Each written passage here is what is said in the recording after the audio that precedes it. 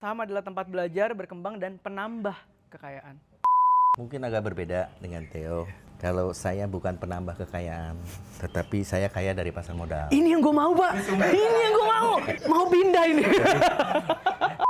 Cara lu mandang market, cara lu mandang saham tuh berubah terus seiring dengan lu main sama siapa. Jadi gini, jangan pernah berprinsip kalau membeli saham pengen dapat yang paling murah dan kalau jual pengen paling tinggi. Fair. Itu namanya hoki. Fair, itu fair, itu fair. Ya kan? Itu fair. Ya, itu cengli. Makanya cut loss itu penting. Ini fenomena yang dari dulu sampai sekarang mungkin hampir 80% investor kita, pasar modal kita melakukan adalah apa? Kalau untung dikit lari, kalau rugi banyak tahan terus. Sehingga pola pikir kita yang tadinya sempit, kita makin meluas, makin meluas, makin meluas, makin meluas. Informasi itu indah kan kalau terjadi.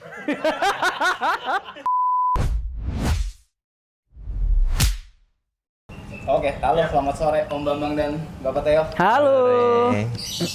Boleh disapa dulu nih teman-teman kita. Oke, halo teman-teman invest semua. Dengar-dengar kalian mau jadi calon bandar ya semua. Nama gue Theo Derek, gue entrepreneur, KOL, dan author buku. Mantap. Kalau Om Bambang nih, boleh jelasin sedikit Om tentang background-nya Om. Oke, saya sekarang sebagai presidir di Waterfront Securities yang punya produk Winvest yang untuk aplikasi online trading. Saya sendiri berkecimpung di dunia pasar modal sampai sekarang mungkin udah 36 tahun. Legend. Jadi dan berkecimpungnya juga di dunia yang retail. Yang memang saat ini sedang booming dan merajai di capital market kita. Oke. Oke, thank you. Ini pertanyaan pertama. Iya, cara retail jadi bandar. Oh, enggak,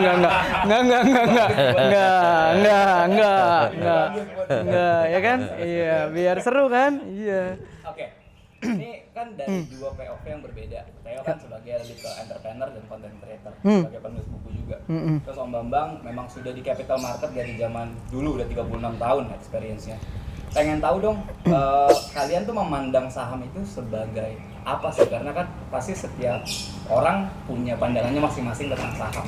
Gitu. Boleh ke Theo dulu mungkin? Oke, saham buat gue. Oke, buat teman-teman mungkin sekarang kalian udah tahu ya, gue itu sumber kekayaannya, mesin uang gue nih dari bisnis sama dari influencer. Ya kan kalian tahu gue dapat endorsement, campaign brand, bikin pameran, creative agency. Nah, puji Tuhan dapat rezeki nih, cash flow-nya bagus, gue bisa kelola uang, kan punya uang nganggur. Yang makin lama makin banyak nih uang dinginnya. Nah, buat gue saham adalah sebuah tempat yang gue sangat nyaman dan Tuhan berikan kesempatan mengembangkan uang di situ. Jadi buat gue saham adalah tempat penambah kekayaan dan mungkin Billy tahu ya, tahun 2020 kalau bukan karena crash, beli rumah nggak enteng gitu. Jadi rumah pertama gue juga itu dibantu sama saham gitu. Jadi buat gue saham adalah tempat belajar, berkembang, dan penambah kekayaan. Ya. Kalau dari Om Bambang sendiri Om? Mungkin agak berbeda dengan Theo. Kalau saya bukan penambah kekayaan, tetapi saya kaya dari pasar modal. Ini yang gue mau, Pak. Ini yang gue mau. Mau pindah ini.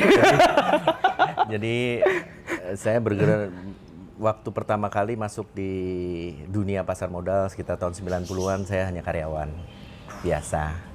Ya, jadi sampai saat ini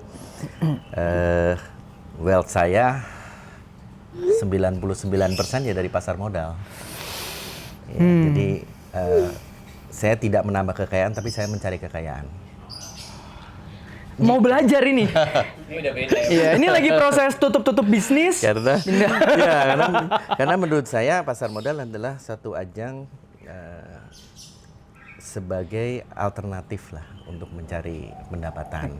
Ya, jadi untuk yang kalian yang mungkin sekarang masih bekerja tapi ingin mencari suatu investasi atau suatu alternatif pendapatan, saya rasa ini tempat yang tepat. Saat ini kita tahu fenomenalnya luar biasa. Ya. Oke, thank you. Oke Om, mau tanya Om, tadi Om sempat mention dari karyawan biasa. Ya. Terus tiba-tiba kenal saham sebagai mungkin tadi Om bilang alternatif gitu ya. Terus akhirnya jadi sumber kekayaan Om. Yang Iya. mungkin kan teman-teman retail di sini pengen denger sebenarnya. Gimana caranya awal Om bisa kenal saham dari seorang karyawan, terus bisa shifting dari alternatif investment jadi sumber kekayaan. Ya, oke.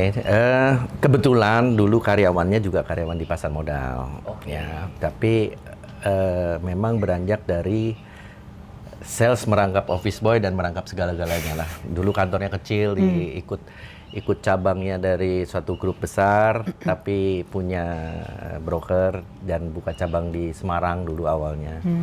Ya, saya ikut di situ. Kira-kira setelah 2 tahun baru saya pindah ke Jakarta. Dan yang dari awalnya sales, akhirnya mulai mempelajarin ini saham kok punya suatu kesempatan untuk mendapatkan peningkatan pendapatan. Ya dari situlah mulai belajar, pengalamannya kebetulan karena saya juga menghadapi investor-investor retail juga dulu. Jadi saya cuma lihat bahwa apa sih kelemahan-kelemahan dari kebanyakan orang, karena menurut saya di pasar modal itu semua orang hanya gembira pada saat bullish. Ya. Jadi jangan keburu bilang pintar kalau bullish. Bener lagi. Semua tiba-tiba jago ya. Ya, semua orang untung, gimana? Jadinya merasanya pintar semua. Gitu. Tapi pada saat mengalami gelombang, siapa yang survive, nah itu yang pintar. Ya kan? Nah, kita kiat-kiatnya itulah yang kita harus pelajarin. Pada saat gelombang itu datang, pada saat badai, apalagi kalau badai datang, apa yang harus kita lakukan supaya selamat dari badai itu, sehingga menuju bullish berikutnya. Ya kan? Ada bullish, ada bearish. Pasti itu cyclical akan datang, nggak mungkin nggak.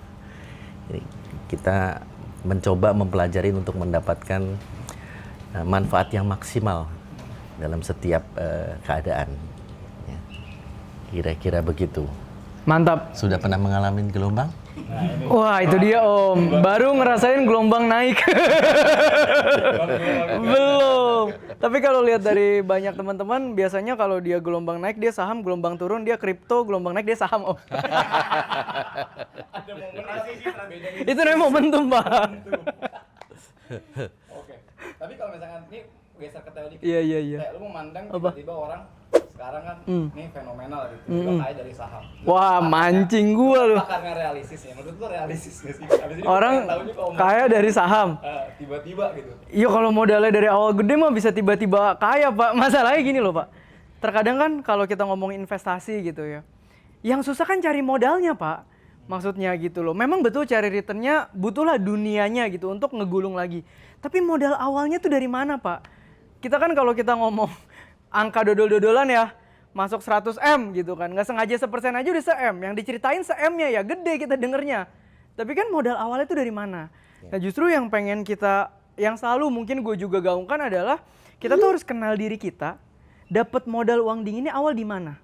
Kalau buat teman-teman mungkin yang sekarang 9 to 5 profesional, kayak gue entrepreneur, influencer, main income-nya dari situ, kan kita ngerintis nih pelan-pelan, memupuk uang nganggurnya, sehingga akan kita multiplikasikan di saham. Dan itu kan butuh proses.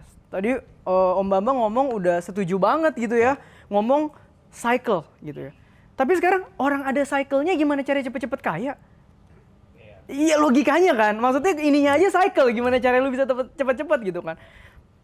Jadi yang benar adalah kita terus pompa ini punya uang nganggur, ikutin cycle-nya, bertahan dapat cycle-nya, bertahan dapat cycle-nya, berarti kan modal kita juga akan naik.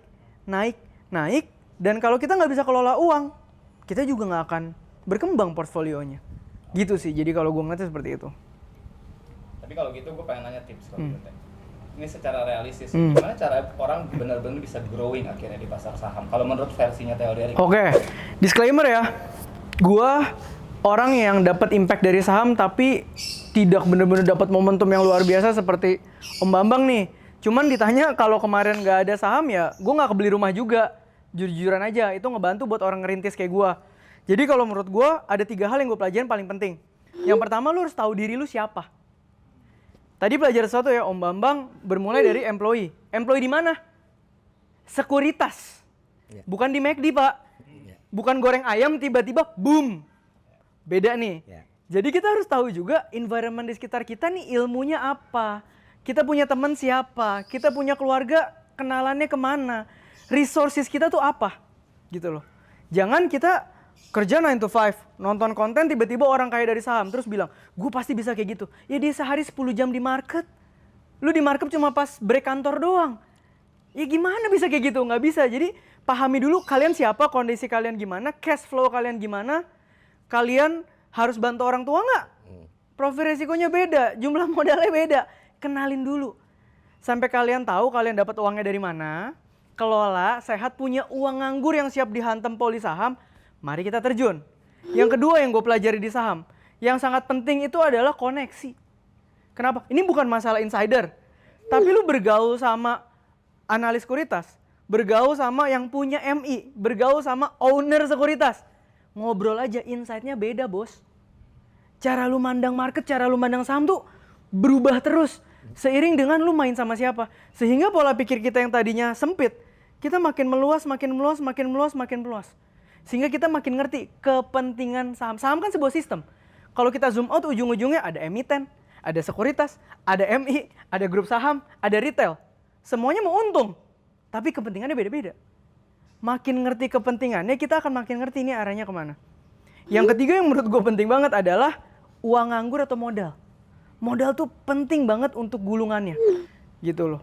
Nah, gue rasa kalau buat gue mewakili mungkin majority orang yang kita berjuang dan mau tambah kaya dari saham. Ini 3 hal yang teman-teman harus aware dulu sih, gitu. Tapi ini pun gue lagi terus belajar ya. Ini gue seneng nih kayak gini nih. Jarang nih kayak gini. Kalau menurut Om Jarang ini. Ada any tips nggak biar gimana caranya kita bisa benar-benar yang denger ini growing secara realistis gitu di saham? Ya, satu yang memang dikunci di saham itu adalah informasi. Ya. Informasi itu bisa didapatkan dari banyak hal. Kalau yang ini kan market ini kan bergerak terus dan kita tahu perkembangan pasar modal ini sudah kalau pengalaman saya sudah menjadi sebuah tren fenomena yang berbeda dengan zaman dulu. Kalau dulu kita selalu bicaranya fundamental dan kemudian berkembang ada technical analysis ya. Lalu sekarang udah bingung kita ngomong fundamental nggak nyambung, technical nggak nyambung, semuanya nggak nyambung. Yang ada informasinya apa didapatkan dari gosip. Ya. Jadi banyak-banyak mendengar gosip, terus uji nyali. Ya, ya. Nah kita, kalau saya sebagai orang yang sudah cukup lama di pasar modal, udah yang tadi saya cerita udah mengalami gelombang-gelombangnya, kita harus menyikapi dengan hati-hati. Ada jamnya nekat-nekat, ada jamnya rem-rem. Ya, jadi tidak semuanya harus dihajar terus. Permainan ini saya udah nggak nyebutnya seperti semacam investasi, jadi udah semacam permainan karena banyak saham-saham yang kita bisa katakan kalau dulu itu ada di kanalnya kan blue chip, second liner. Sekarang mungkin udah third liner, fourth liner, fifth liner pun main semua. Ya. Dan ternyata yang paling menguntungkan yang fifth liner lagi. Nah, itu problemnya kan? Jadi kita sebut itu problem tapi nice problem lah. Karena itu ternyata yang membuat kita bisa kayak mendadak. Oke. Ternyata yang fifth liner itu. Kalau yang blue chip sampai sekarang ya stay aja lah. Silahkan duduk di zona nyaman lah, ya yang blue chip. Ya, jadi dulu saya tipe yang di zona nyaman. Tapi balik lagi setelah tahun-tahun belakangan ini, ya mungkin bukan tahun lagi, bahkan beberapa bulan belakangan, baru kita sadar lah. Ternyata saya tidak pintar lagi. Gitu. Kenapa? Karena dengan menganalisa secara fundamental kok returnnya nggak ada. Kalau nggak percaya lihat aja yang namanya reksadana yang base-nya on blue chip, lihat yield-nya berapa. Waduh, mereka yield-nya mungkin ada minus, ada yang mungkin plus 10%, 20%. Wah, bagus nggak? Kalau dibanding deposito bagus. Tapi maaf, kita yang 20% sehari juga banyak. Ya, dia tadinya setahun. Ya kan? Jadi ya, nah itu disitulah yang membuat saya mulai mau terjun lagi dengan aktif setelah saya merasa ini kok, dulunya saya merasa ini market terlalu apa ya, kalau kasarnya orang-orang bodoh yang main gitu ya. Ternyata orang-orang bodoh ini pinter. Buktinya mereka lebih menghasilkan lebih banyak daripada kita yang hati-hati lah, yang apa. Yang penting buat saya, kita ini harus adaptasi dengan keadaan. Ya. Saatnya bermain di sana memang lahannya ada di sana, ya kita harus menyesuaikan dengan lahannya. Agree. Kalau kita nggak ngikutin lahannya, ya jangan berharap dapat apa-apa. Nah, ujungnya hanya satu kok. Kapan kita bisa tahu bahwa ini jamnya ngerem nih? Hati-hati. Itu yang paling penting. Kapan Om tahunya kita harus maju, kapan kita harus ngerem? Nah, Anda harus terjun di situ baru tahu. Ya kan? Dan bergaulah dengan orang yang memang tahu mau ngerem, nggak gaspol terus tadi, ya kan kata teman kita yang calon bandar juga nih. Gaspol terus ya. Gaspol ada masanya. Ada masanya juga, rempol juga, ya kan? Jadi yang tadi saya bilang cyclical itu kita harus lewatin dengan wise, dengan bijaksana, dengan lihat opportunity-nya. Nyali kalau lagi medannya bagus ya nyalinya mesti kenceng. Tapi kalau udah mulai ada kerikil-kerikil ya ngerem lah. Ya. Oke, tadi Om Bambang sempat mention tentang market dulu dan market sekarang. Ya. Pengen tahu Om, seberapa signifikan bedanya dan kenapa penting kita adaptif sama market sekarang? Ada apa tadi? Adaptif. Adaptif. Oh ya. Ya, dulu market kalau yang dikatakan yang sukses, ya saya tadi kan cerita di awal bahwa saya penghasilan saya 99% dari main saham. Ya. Dulu saya bicaranya selalu fundamental.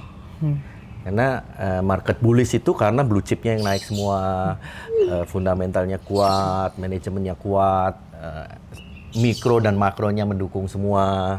Jadi kita menganalisa dulu baru mencapai satu kesimpulan dan langkah untuk membeli atau menjual. Ya. Jadi itu yang basic yang dia. Makanya dulu analis itu kuat semua. Sekarang saya nanya aja, mungkin kamu kan main saham juga ya? Saya tanya, lo beli saham, tahu nggak PI-nya berapa, PBV-nya berapa? Teman saya. Lu mah WhatsAppmologi. Jadi hampir rata-rata kalau kita tanya nggak ada yang tahu. Ya, bahkan yang minus pun dibeli juga. Ya, kan? Tapi sahamnya naik. Ya, jadi ini kan fenomena, sebuah tren yang nggak bakal bisa kita lawan. Dan kalau kita tidak adaptasi, artinya Anda melewatkan opportunity di situ. Ya. Ya, jadi sangat berbeda sekali. Ini fenomena yang mungkin nggak pernah akan kita temuin lagi di mungkin 20-25 tahun lagi, nggak ketemu lagi nih. Ini fenomena pada saat semua orang tidak peduli dengan fundamental, hanya peduli dengan rumors dan gosip yang mungkin para influencer bisa yang juga suka menyebutkan, ikut aja lah, nggak usah pakai mikir. Jadi kita harus belajar lah, belajar dengan keadaannya, tapi ingat risiko itu selalu ada. Ya. Jadi kita realistis dengan keadaannya memang seperti itu, tapi kita juga harus realistis bahwa risiko itu selalu ada. Bagaimana kita memanage risikonya itu yang paling penting. Ya kan? Menarik. Teh. Ini apa? Komen nggak dari Ini super realistis ya, tapi mungkin gue menjahit sedikit dari POV saya gitu ya. Kebetulan dulu aku juga mulainya fundamental banget Om. Ya. Kenapa pilih fundamental? Karena memang kita nggak punya koneksi apa-apa selain laporan keuangan. Karena yang gratis cuma laporan keuangan doang. Sisanya minimal harus modal kopi ya Bil ya. Jadi dulu ada eranya kita baca-baca laporan keuangan ya, cari perusahaan yang profitnya bertumbuh terus, ekuitas, cash flow. Dan dulu PI/PBV kita tahu semua saham yang kita beli PI/PBV berapa. Dan kita selalu mencari yang katanya under value. Ya. Dan pada eranya works gak? Works. Time frame-nya memang lama. Tapi setelah sekarang mengenal semua sistem ini, kita bisa bilang mungkin. Dulu kita memilih saham dengan beruntung. Kenapa? Karena memang orang yang mau gerakin saham, dia akan cari yang market cap-nya masih kecil, story-nya bagus, fundamentalnya bagus, kebetulan dia mau lewat. Makanya dulu ada beberapa saham aja yang dulu banget ya kayak MTDL ya. Kita nungguin 2 tahun, beggar. Tapi kan itu udah nggak work sekarang ya. Dan kalau kita ngomongin blue chip zaman dulu kenapa semuanya oke? Karena butuh foreign flow. Kalau sekarang kondisi kayak gini foreign flow-nya bagaimana gitu kan ya. Mungkin ini juga yang menyebabkan daripada nungguin flow dari luar, ada barang mending kita kerjain sendiri nih lokal gitu ya. Makanya banyak transisi. Jadi apa yang Om bilang tuh aku agree banget dan aku juga belajar adaptif. Dari bagaimana aku semuanya selalu masa sih kita beli saham kagak sahamnya minus. Masa sih kita beli saham yang pairnya udah nggak tahu berapa gitu ya. Sampai sekarang portfolioku tahun 2025 keputusan terbaik cut loss blue chip. Cut loss blue chip masuk saham yang cukup oke karena memang kita kenal orangnya. Beggar di situ ya nggak beggar lah 90% ya. Dalam waktu sebulanan cut loss blue chip-nya ketutup dan jadi profit gitu loh. Jadi nggak bisa ngomong. Kalau aku nggak cut loss mungkin sekarang narasiku adalah dividennya cakep. Soalnya dia turun terus ya dividennya rasionya naik. Tapi tetap nggak kemana-mana. Jadi gue pribadi teman-teman adaptasi gitu.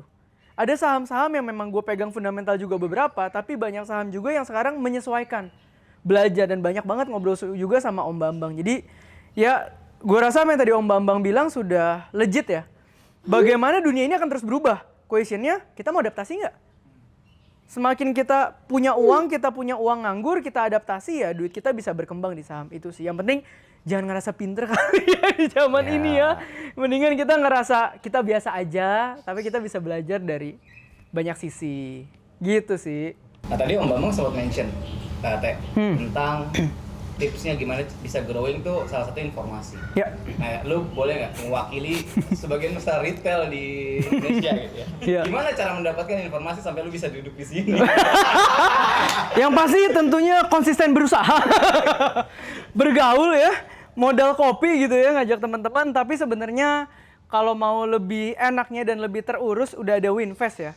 Karena gue pribadi pandangannya banyak berubah sejak bermain sama Bapak dan Putra FZ ini. Kebetulan karena mereka juga lagi banyak banget mau merangkul teman-teman yang pengen belajar. Nanti di Winvest tuh kalian boleh follow. Kita ada komunitas online, ada komunitas offline. Dan mungkin juga nanti akan ada kopdar-kopdar, ada Om juga, ada gue juga. Dan mungkin ada teman-teman yang lainnya ya teman-teman gitu loh. Jujur memang butuh sih. Mau gimana, market berubah. Setidaknya pikiran kita tuh harus dapat insight yang bisa ikut berubah dulu. Sebelum bisa cerna yang lain. Nggak usah ngomong stock pick-nya lah. Pola pikirnya aja harus berubah dulu dan harus ngomong sama orang yang memang ngerti perubahannya. Baru siapa tahu kalau kita ngobrol-ngobrol mood Om enak, kesebut emiten, bonus lah. Dan ini kesempatan langka kan? Iya Pak. Mau turun gitu kan? Iya Pak, ini aja gue happy banget nih. Kapan lagi ngomong sama legend market langsung? Nah. Oke, ini kayak buat Om Bambang. Tadi Om setelah dengar statementnya Theo bahwa 2025 kebetulan terbaik dia adalah cut loss blue chip. Nah, sekarang Om Bambang kan align nih, gue rasa karena kan pernah ngomongin tentang cintai cut loss. Ya. Nah, boleh kasih tanggapan nggak tentang tadi Om? Ya, saya dari sejak dulu karena kebetulan saya kan setelah punya duit lah ya, terus sempat mimpin jadi direksi di sebuah perusahaan sekuritas yang juga retailnya besar-besar, terus sampai punya sendiri. Semuanya dari saham tuh duitnya ya, Theo ya. Makanya saya bilang saham itu adalah kalau kita serius, kita mau belajar, ada suatu lahan untuk kita bisa meningkatkan taraf hidup kita menjadi lebih baik. Dari pengalaman yang saya dapat dari jabat dulu, kuncinya ternyata setelah beberapa kali mengalami gelombang, saya belajar adalah yang saya selalu ajarkan baik ke karyawan kantor kita, baik ke sales kita supaya bisa menjelaskan ke para investornya adalah cintailah cut loss. Kenapa sih cintailah cut loss? Intinya cintailah cut loss itu mengamankan posisi kita. Ya. Kalau memang itu saham nggak bagus, dipegangin terus, kita akan kehilangan opportunity di saham yang lain. Lain kalau Anda duitnya nggak ada serinya, beli ini kalau rugi masih ada duit yang lain, ada duit yang lain, nah itu beda. Tapi kalau Anda menggunakan secara efisien dan efektif, cut loss itu justru kunci dari sebuah permainan investasi yang harus dilakukan oleh setiap investor di pasar modal. Ya. Karena kan beli saham ini turun terus tungguin rebound, tungguin balik. Sementara saham yang lain naik semua, artinya ada rugi, Iya benar. bukan untung. Opportunity cost. Iya kan, betul. Iya. Opportunity-nya hilang. Iya. Terus saya pegangin terus sampai kapan ya kan? Ya, yang sekarang bilang blue chip mau dipegangin, turun banyak? Enggak. Tapi maaf, yang lain udah beggar, ya kan? Berarti you rugi loh. Kamu rugi Iya loh di situ betul loh. betul. Iya kan? Makanya cut loss itu penting. Mengamankan juga ini fenomena yang dari dulu sampai sekarang mungkin hampir 80% investor kita, pasar modal kita melakukan adalah apa? Kalau untung dikit lari, kalau rugi banyak tahan terus. Ini dia Pak, ini dia. Jadi begitu turun, memang ada begitu turun habis dijual naik. Tapi kan rugi Anda terbatas. Iya. Iya kan? Iya. Kalau selalu begitu, berarti kita yang salah, ya kan? Iya. Tapi kalau terjadinya habis turun nggak naik-naik, bahkan turun terus, habis loh. Opportunity-nya hilang, ditambah ruginya pula. Iya. Combo. Ya kan? Betul, paket lengkap kan? Paket lengkap. Jadinya. Jadi cut loss itu bukan suatu langkah yang kita bilang rugi, tetapi mengamankan posisi keuangan kita supaya bisa menangkap opportunity yang lain. Paten sih. Lo Iya. kemarin nggak? Iya, paling buat temen gue yang dari kemarin pusing, kagak cut loss sudah 5 bulan. Kita sering ketemu ya kan? Tolong, gue udah sedih nih lihat lo punya porto turun terus. Karena ini real kejadian. Ini real kejadian, orangnya kenal semua ini nih. Jadi, iya, jadi ya itu ya opportunity cost yang orang jarang pikirin gitu. Agree lah, Bil. Align. Oke, pertanyaan berikutnya. Kalau dilihat dari mungkin pengalaman Om tadi kan ada siklus, ada naik ada turun. Theo juga pasti di pasar saham kan lumayan lebih dari 5 tahun. Ada pengalaman pahit nggak sih? Masing-masing ke Theo dan Om Bambang. Boleh ceritain nggak? Oh, siapa dulu nih? Yang Yang udah dulu. Yang portonya jauh lebih kecil.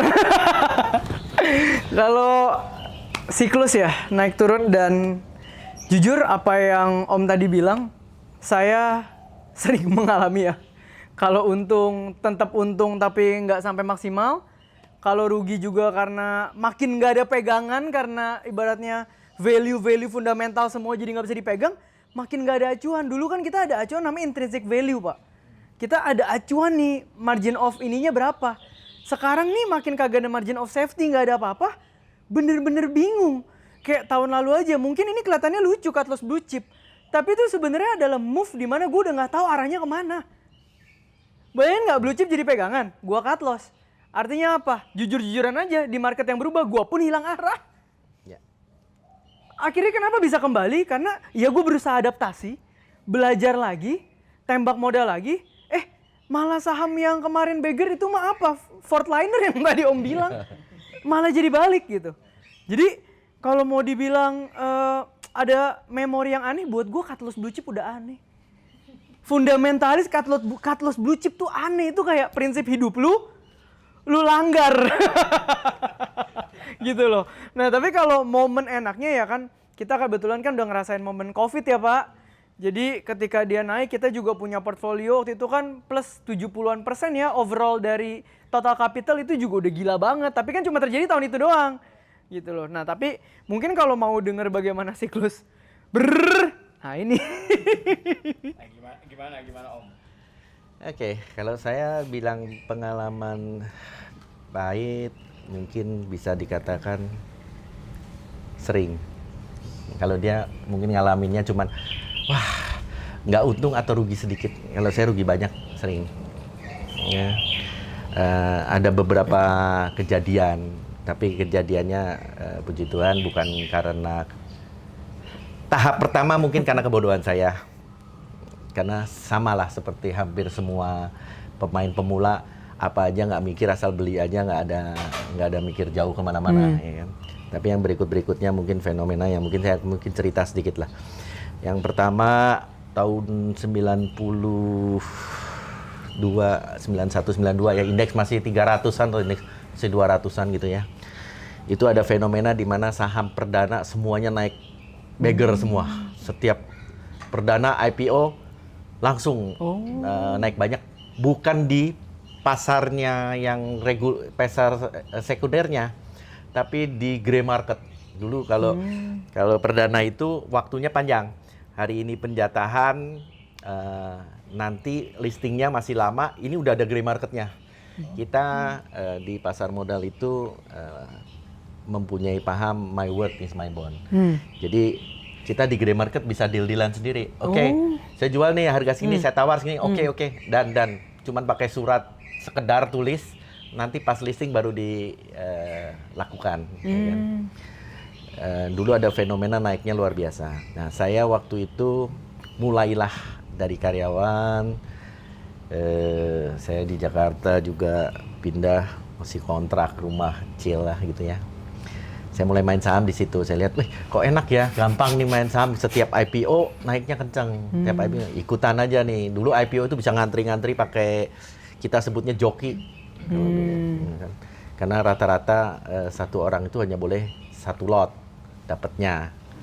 Tapi harga sahamnya nggak ada yang murah. Dulu ribuan semua dan jumlahnya kan satu lot itu 500 lembar. Nggak sekarang. Nah di situ mulailah dapat uang ya. Seperti pemula pada umumnya. Enak bener nih, gampang main saham, cuman asal beli, naik banyak, udah selesai, dapat duit. 98 ada kerusuhan. Ya, apa yang didapatkan semua habis. Dulu saham semua ada, dulu nggak ada batasannya, bisa Rp5. Jadi dulu banyak tuh saham Rp5, Rp10, termasuk blue chip pun habis semua, rata-rata harganya tinggi. Astra pernah Rp200 zaman dulu ya. Lalu tapi karena saya awalnya bermain dapat lumayan, saya sempat punya rumah, darinya ngontrak jadi punya rumah sama satu Mercy gitu kan ya. Punya gaya lah ya, punya Mercy dulu. Kayak OKB lah gitu. Tapi ya dengan kenanya 98 habis semuanya. Setelah itu, setelah ada pergantian pemerintahan dari Pak Harto jatuh ke Gus Dur, Bu Mega, market mulai stabil lagi. Dan Habibie, Gus Dur, Mega ya, market mulai bangkit lagi. Nah di situ saya karena saya mulai mempelajari, kok habis ya, ini kok dari punya duit gitu tiba-tiba habis. Ternyata saham itu nggak cuma beli gitu loh, nggak cuma untung baru jual. Ternyata harus pinter-pinter yang tadi saya cerita, cut loss. Kalau nggak ada cut loss nih habis lagi ternyata. Ya, nah terus kira-kira tahun 2000 saya mulai aktif lagi main saham dan puji Tuhan juga berlipat-lipat lagi. Waduh. Jadi saya sudah pernah mengalami multi bagger waktu zaman dulu. Kalau zaman sekarang orang bilang bagger, saya dulu pernah multi bagger. Udah pernah gitu ya. Karena dulu ya enak sahamnya dari bawah kan, karena habis kerusuhan kan banyak under value semua. Iya, jadi betul. saham kan. Wah naiknya kan banyak sekali juga. Jadi 2000 sampai 2001 2002 punya lumayan lagi. Lalu tips yang kedua yang saya mengalami kepahitan adalah saya terlalu dekat dengan informasi. Jadi hati-hati kalau ada informasi. Informasi itu indah kan kalau terjadi. Ya, kalau tidak terjadi informasi itu ternyata racun. Ya, kenapa racunnya? Apalagi misalnya nih saya nih temenan sama Theo baik nih. Theo punya, dia emiten nih misalnya, punya udah nanti mudah-mudahan perusahaan Theo ini go public ya, jadi emiten. Amin. Saya dekat sama dia. Dia bilang boleh beli nih saham saya, bagus nih katanya kan, bakal naik. Saya beli. Nah, kemudian tiba-tiba setelah saya beli, itu saham kok nggak naik-naik, malah turun. Biasanya saya selalu cut loss. Oke. Kan sudah bilang, cintailah cut loss. Iya. Prinsip saya itu biasanya seperti robot. Begitu turun, baru turun dikit, udahlah, lari aja lah. Kalau naik lagi, saya berani beli lagi. Daripada saya turun, saya pegangin terus. Oke. Dan saya mengamankan posisi terus Oke. saja. Ya, itu saya disiplin di sana. Nah, karena saya dekat dengan Theo, Tahan. informasinya bilang, nggak apa-apa, bagus, tenang aja. Saya nahan terus jadinya. Berlanjutlah turun terus. Saya tengok, iya nih saya juga nggak ngerti. Kenapa nih saham saya turun? Matilah saya, ya kan? Jadi saya nggak cut loss ya turun terus.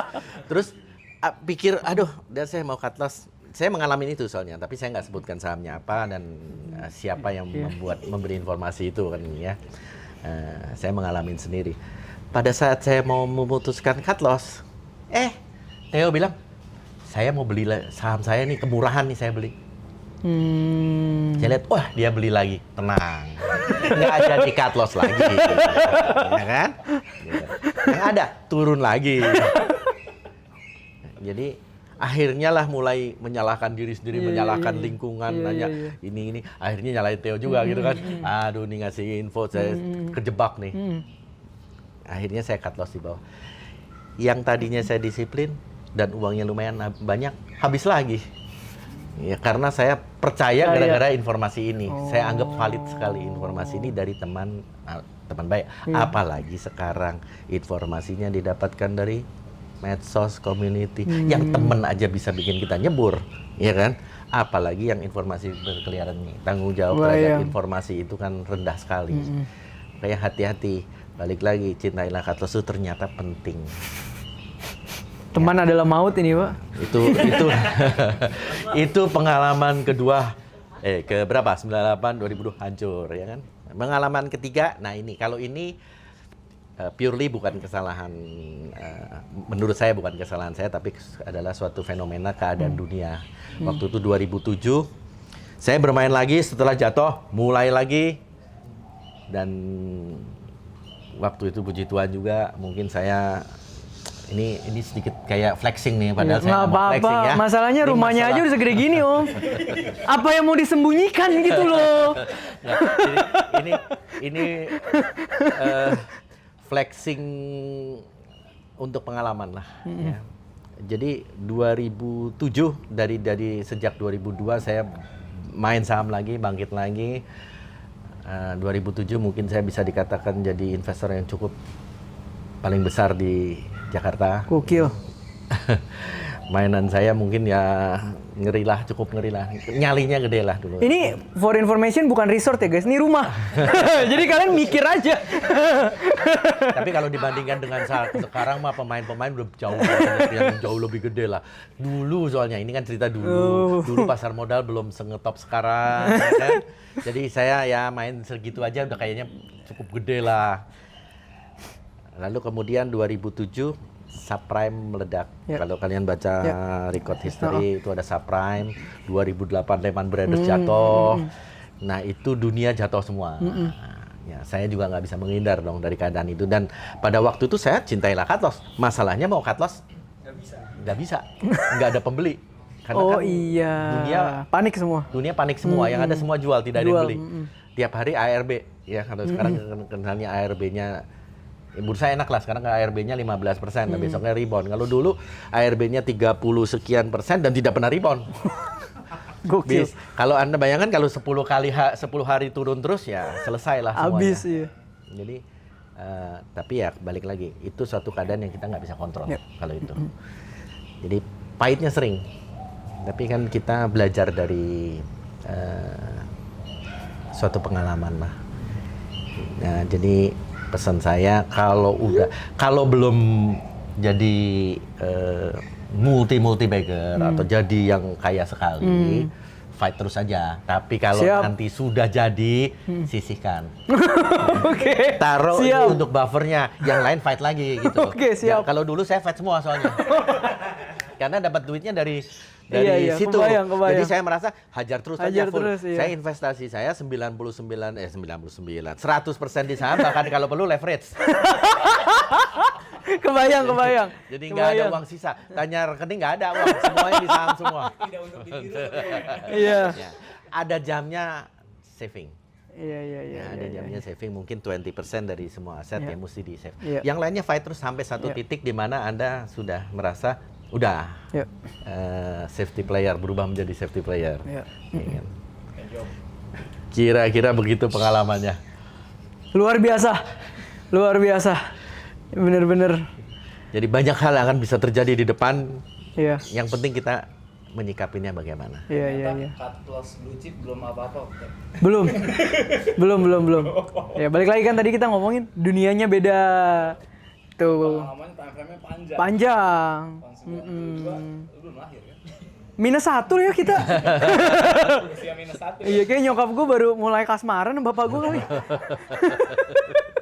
Oke, mungkin ini pertanyaan terakhir ini sih. Ini kan kita dalam rangka Winfest. Winfest kan hadir pengen dekat sama para retail. Ya, kalau bisa kan retail pengennya jadi bandar nanti one day kan. Amin ya. Nah, kalau misalnya dilihat-lihat dari pengalaman Om Bambang dan mungkin nanti gue juga pengen tahu pendapat dari Iya. Theo. Kesalahan paling sering apa sih yang sebetulnya retail terus jatuh berulang-ulang sampai akhirnya mereka nyerah dan akhirnya nggak berhasil dan nggak akan bisa berhasil di pasar saham. Oke. Balik lagi satu yang saya pesankan adalah yang tadi cintailah cut loss, dan yang kedua yang juga penting dalam investasi di pasar modal untuk bisa mencapai suatu tingkat return yang tinggi adalah let the profit run. Kalau untung jangan buru-buru kabur. Ya. Kapan Anda bisa cerita, semua orang bilang beggar, tapi Anda ngalamin beggar. Oh enggak, saya udah waktu 20% udah jual. Nah ini semua orang gini. Sahamnya beggar. Iya. Sahamnya yang beggar, iya kan? Iya. Elunya nggak beggar masalahnya. Biasa gini, kalau waktu itu gua. Jadi ternyata time traveler lebih berarti ya kan? Asal bisa mundur kita baru nggak, ya kan? Jadi kalau sahamnya beggar ya kita harus ikut beggar. Bukan sahamnya aja yang beggar, kitanya yang mengalami beggar.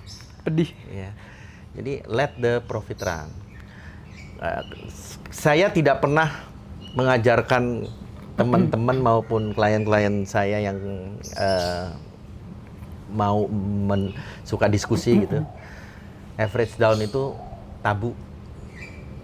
Kan paling banyak itu orang dulu ngomong, wah saya habis beli average down nih. Ya. Average down itu cerita orang susah. Karena pasti berarti rugi. Makanya Bener lagi. Nggak ada Bener orang lagi. cerita average down itu untung. Nggak ada. Ya kan? Saya lagi average down. Kalau saya lebih cenderung average up. Itu cerita orang seneng. Saya lagi beli lagi karena sudah punya yang di bawah. Oke. Ya. Kalau kita masih berasa bahwa ini saham bisa menjadi beggar, ya beli lagi.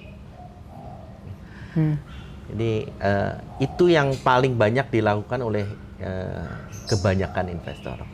Jadi cut loss rajin, untuk menjadi kunci sukses ya, cut loss-nya rajin. Kalau untung jangan sedikit-sedikit lari karena takut itu saham turun lagi. Turun lagi ya cut loss lagi, nggak usah pikirin. Yep. Tapi begitu jadi kamu harus dapat Biarin. jackpot. Gimana kita kalau bisa ada orang bilang yang duit bisa kaya, ya kalau kaya tapi 10% jual mana ada kaya? Bener. Ya, Bener. ada. Jadi Anda harus mengalami beggar terhadap diri Anda sendiri, bukan saham yang beggar. Ya, yang paling banyak kan, sahamnya naik, tapi saya udah jual. Ya, kebayang. Ya, itu yang paling sering kan. Nah, kira-kira itu let the profit run. Kalau lagi profit tenang aja, tidur nyenyak, lihat yang lain aja. Ya. Oke, thank you Om. Teh, ada tambahan nggak? Gimana caranya? Tadi sih udah lengkap dan bagus banget ya. Cuma mungkin gue mau nambahin kali ya buat teman-teman Winfest. Yang gue belajar dari Om Bambang dari tadi ngobrol juga ya. Maksudnya despite posisi dimanapun. Even kalau kalian nggak kebayang, bayangin nih orang emang kaya banget. Gitu ya. Puji Tuhan gitu ya. Tapi kalian harus tangkap sesuatu bahwa dari tadi di posisi manapun Om Bambang. Selalu ada ruang buat, ada yang beda gue harus belajar lagi ya.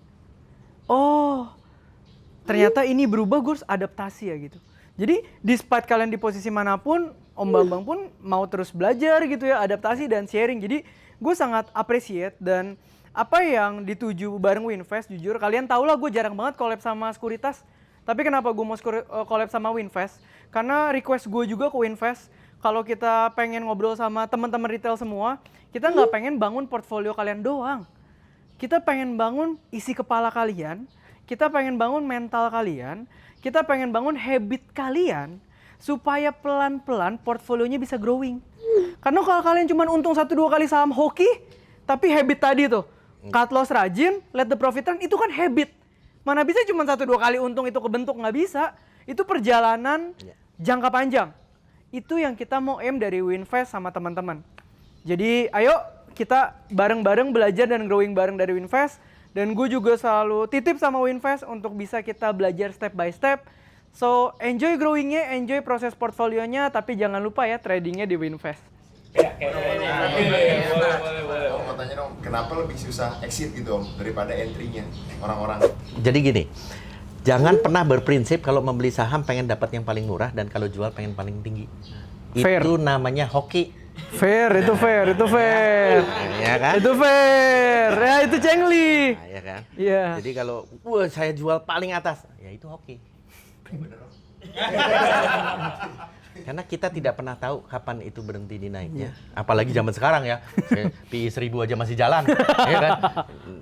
Yang banyak yang PI 6 bisa jadi PI 1000, kamu kapan berhentinya? Nggak tahu. Jadi kalau kamu bisa dapat pada saat keluar di puncak, ya itu yang tadi saya bilang, yaitu banyak-banyak doa supaya hokinya datang ya. Tapi kalau dari kitanya sendiri, saya bilang ya dua, yang pilihannya adalah pada saat Anda merasa itu sudah cukup dan terus jual, dan kalau naik terus ya relakan aja. Berarti kamu yang penting kamu merasa cukup. Tapi yang pesan saya ada satu, yang penting jackpot. Kalau cukupnya 10% ya problem kamu berarti, ya kan? Ya kan? Berarti ada yang nggak benar di situ. Yang kedua adalah pada saat ini merasa udah naik terus mulai ada koreksi, ya itulah mungkin jamnya jual. Ya kan? Jadi nggak usah dapat paling ujung, nggak perlu. Tapi yang saya bilang kalau kita dapat ujung itu hoki sekali. Tapi at least kamu pernah melihat ujungnya terus udah mulai turun, ya udah cukup dah. Dia udah mulai reda, artinya fenomenanya di saham itu udah mulai selesai. Balik lagi kan yang penting kepuasan kita. Dan keyakinan kita bahwa ini udah cukup, relakan kalau itu naik terus. Masih banyak saham-saham yang lain, ya kan? Kita tidak, pilihan kita kan juga bukan 2-3 saham, masih ada 900 sekian saham yang emitennya, ya kan? Jangan merasa kalau ketinggalan satu seolah ketinggalan semuanya. Ya. Opportunity-nya banyak, manfaatkan dengan bijak dan don't lose opportunity pada saat momentum ini. Ya, mudah-mudahan yang tadi Theo bilang, Winfest dengan segala pengalaman kami mencoba merangkum, mencoba ingin mengajarkan sesuatu dan mengajak supaya baik yang sudah kaya maupun yang belum kaya bisa menjadikan ini sebagai suatu alternatif untuk meningkatkan kekayaan kita dan wealth kita lebih baik. Yang penting kita kurang-kurangin cerita tahu gitu, nah itu ya. Tujuan kita itulah ya. Tujuan kita kurang-kurangin cerita itulah di pergaulan. Mungkin dari kan beberapa kali kan jatuh tuh, how to be bisa balik lagi tuh gimana caranya? Belajar dan jatuh itu kan sebuah pengalaman, bukan sebuah kegagalan. Ya kan? Quotes tuh masuk. Jadi setiap kejatuhan ada, kalau selama Anda mau belajar, yaitu pengalaman, bukan jatuhan. Bukan sebuah kegagalan. Jadi ya, jatuh ya dipelajarin. Kenapa yang membuat kita jatuh? Oh, kita melakukan ini, ya jangan lakukan. Ya, jadi itu, dan yang pasti ya semangat bahwa opportunity itu banyak kalau kita mau. Ya, seperti kata Naura, penyanyi cilik. Oh, Oke. Aku bisa jadi apa saja. Aku bisa kalau aku mau. Ya kan? Itu kan lagu yang saya favorit tuh. Aku bisa kalau aku mau. Lagu Naura, oke. Kalau kamu nggak mau belajar ya nggak bisa. Oke. Kamu mau nggak maksudnya? Oke. Om sekarang pegang berapa saham? Ini aja bongkar portofolio. Iya. Waduh. Abis ini apa aja Om? Nggak mungkin. Oke. Ya, kembali lagi lah. Saya beradaptasi. Saham saya sekarang masih sedikit, cuman 83 jenis saham. 900, 10%. Iya. Ya puji Tuhan lah, yang tadi sempat ngobrol sedikit, yang belum mendatangkan hasil di bawah 10% lah dari Buset. Tapi emang sejak kenal Om Bambang, gue juga sekarang belajar bikin lemari sendal, bro. Mulai banyak banget sendal gue juga bingung sekarang. Jadi kita berharap sandal swallow yang kita taruh ini tiba-tiba jadi sepatu lift. Iya. Bahkan jadi bisa mobil. Evolusi dia, evolusi ya. Om udah bangun waterfront 35-36 tahun. Kenapa akhirnya sekarang Winfast Om? Maksudnya waterfront itu kan ya basically udah menghasilkan juga, udah besar juga.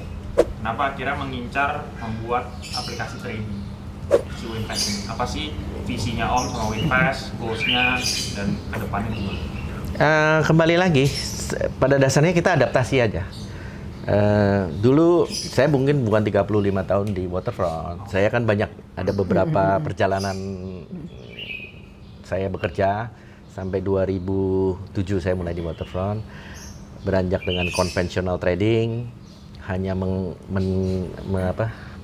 melayani yang high network. Tapi kan dunianya berubah. Sejak COVID ternyata online trading lah yang menjadi ikon di capital market ini kan. Jadi sejak dulu bahkan saya sempat berpikir udahlah saya jual, karena saya merasa jadi orang pintar dulu gitu kan. Udahlah jual aja lah, Waterfront pusing. Saham kok nggak naik semua, kitanya nggak ngerti apa-apa. Dulu saya menganggap semua kalian yang main ngawur itu anggapnya bodoh gitu kan. Ternyata sadar, oh saya yang bodoh, ternyata mereka yang pintar. Ya. Jadi sejak 2024 itu dengan pertumbuhan investor yang luar biasa naiknya, saya melihat online trading ini memang suatu platform yang harus dimiliki oleh perusahaan sekuritas yang ingin eksis dan berkembang di capital market saat ini kan. Dan demikian juga saya berharap saya bisa menularkanlah sedikit pengalaman saya selama ini ke investor melalui Winfast, melalui apps kami. Makanya saya membangun apps ini juga melihat yang ini kurang ini, orang ini, mudah-mudahan kita yang paling lengkap lah. Ya, jadi membangun community-nya bagus, mudah-mudahan yang bisa bermain di kita mendapatkan well-informed, bijak dalam investasi. Yang pesan saya, pada saat rem tangan kamu yang tadinya kamu lepas itu harus siap digunakan lagi, Winfast akan mengingatkan. Oke. Mantap Om.